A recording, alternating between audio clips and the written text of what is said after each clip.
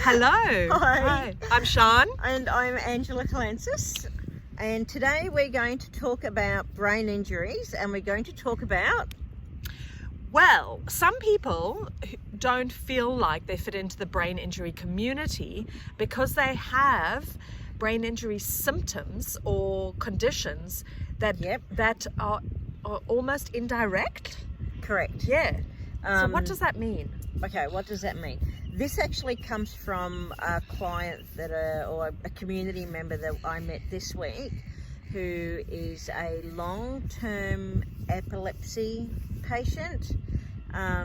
She's had epilepsy for over 50 years now, and as a result has a brain injury.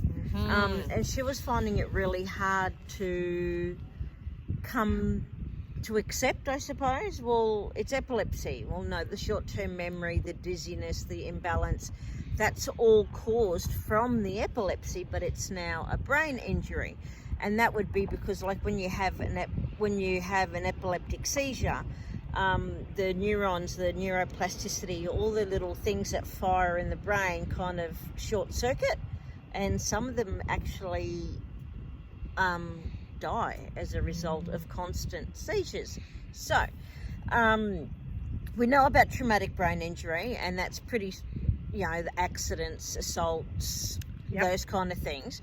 But when we start talking about brain injuries as a result of medical conditions, is that more what you were after? Yes. Okay. The ones that aren't as directly clear. Correct. Yeah. Okay. So there's a few different things with this one. Repeated concussions, and this is something that sports people end up with a fair bit. There's a lot more research going into it now.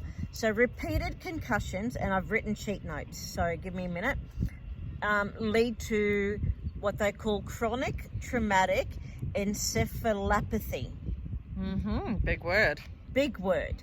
So basically, it's the constant, lots of little impacts making a big impact. So there's one.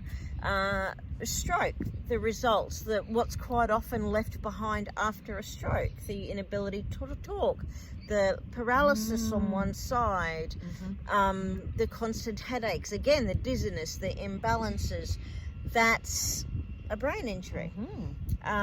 There are degenerative conditions, and the example that I've got here, dementia, Parkinson's, Huntington's, brain injury.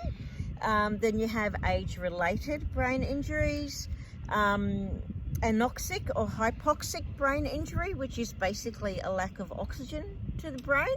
So that could be as a result of near drowning. Or birth. Yes. Near drowning. Yep. Brain tumours and brain cancer. People go through treatments or have tumours cut out. Well, a lot of time there is brain injury left behind. So do you think that a lot of people don't seek out the support because they don't really realise, that they have an actual brain injury, or because they only just look at the symptoms? Yep. Yeah. And they'll say things like, I actually heard this not too long ago, so-and-so had a brain tumour, and it was successful, they cut the tumour out. He's not the same, but he doesn't have a brain tumour anymore, so I don't understand what's wrong with him. Yeah. When I kind of looked at this person and went, knock, knock, knock, knock, he's not the same. Why is he not the same? So the act of surgery and removal of a tumour, well, it makes sense, wouldn't it? Yeah. So it doesn't all happen like the way it does in Grey's Anatomy. No. It's there's in this, I'm stealing from the facts, the Bible, like the Bible at the moment, put out by Synapse Australia. They actually talk about in their book encephalitis meningitis. This is from infections and disease, brain correct, injury. Yeah. So brain abscesses, meningococcal, pneumococcal, E. coli. Hydrocephalus. these are all things that Yeah. affect and create and can cause a brain injury. Fetal alcohol spectrum disorder. Mhm. So, and that would also be from children, born from parents who were drinking alcohol or doing drugs whilst, pregnant. It's interesting that they focus on the alcohol, but they don't mention the drugs so much. I think that would be because there has been such a huge increase of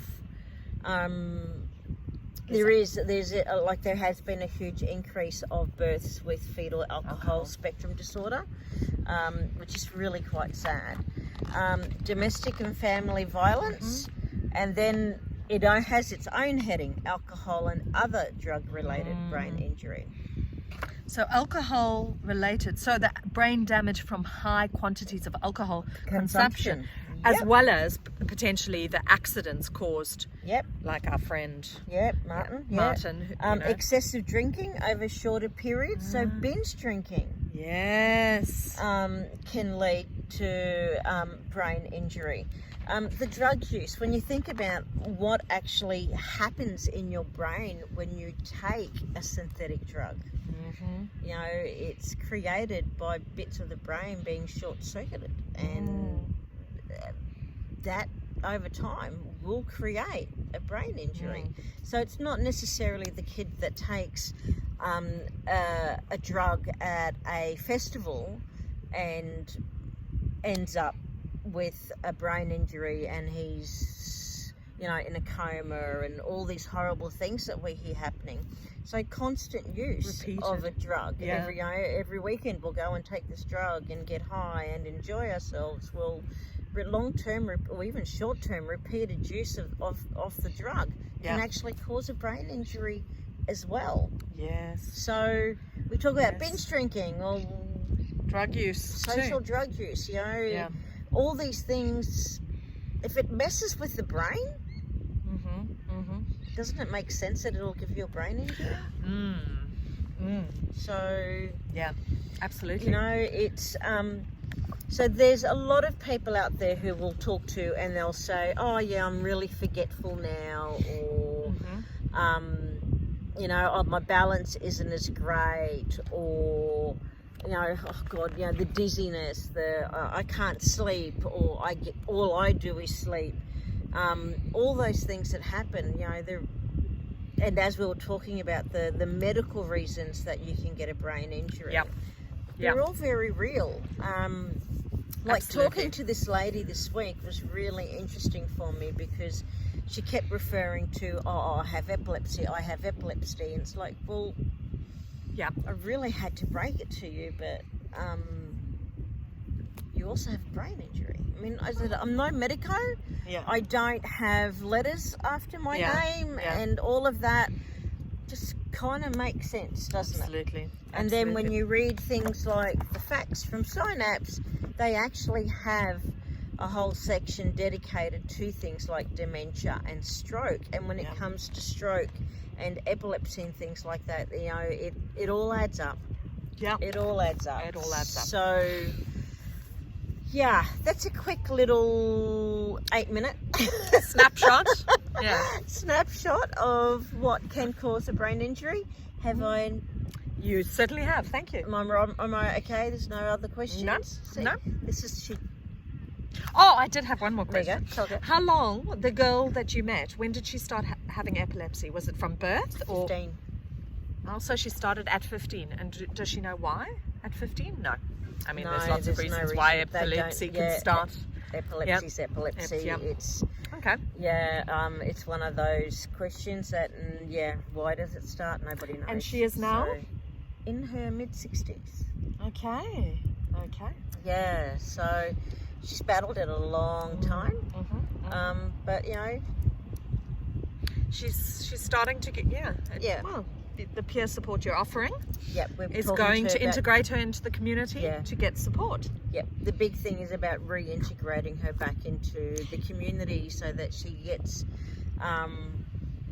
something that she said this week was really interesting. And she has people around the world are complaining about having to quarantine because of COVID. COVID quarantine has been her life since she was 15 years of age. Yes. So she's lived in COVID quarantine basically for 50 years. Yes. Yes. You know, Yes. so everyone thinks it's great that, you know, you can, all this stuff you can do online and things like that. But, you know, she said, I want to get out. I want people contact. And isn't it Yeah. amazing because you met her? Oh no, you didn't meet her. You met her support worker at the Expo, the Yes. Australian Communities Expo we went to last week. So, I mean, this is part of what we are doing with Angela Kay and the brain injury community. Is one of the areas we're focusing on is peer support. Yes. And seeing how we can create a model for getting more peer support for more people. Because it is. Brain injury is one of the loneliest injuries or disability. And it, you know, I found it to be soul destroying. Yeah. So unless you've got really good support around you, Yeah. it can break you. And I mean, I early on didn't have that support. I had my kids and they were great. They really were. They And did the friends. absolute best You that had they some could. really good friends. Yep. that helped. But I mean, like I only started leaning on my friends and even opening up to them. It wasn't until 3 years after my injury. It wasn't after a suicide attempt that I actually Yes. even started opening up to them about what was really happening. Yes. Because Yeah. I look normal. And so if you're watching this and you've got a story to tell us about it, or any Yep. ideas on how we can provide more peer support, and even any situations where you've got a brain injury that maybe doesn't fit into the normal boxes of what you think a brain injury is. Sorry, that's the reminder to take my medication. Yep, that's part of it. So yeah, please let us know, and because obviously we're really wanting, part of what the work we're doing is to help more people And just connect more people. And reduce the sense of isolation Yep. felt by those. big time. Whether Yeah. you live in the city or whether Yep. you live out in the middle of nowhere. Yeah. You know, Yeah. contact us. And if you haven't already, and you have a brain injury, or you support or care for someone with a brain injury, please check out Angela's Facebook community group. Yes, the brain injury, the new me. I will Australia. drop the link below. Yeah, it is an Yeah. Australia. This is really important, actually. Yeah. It is an Australian-based support group. Yes. Yes, we do have members who live overseas. Yep.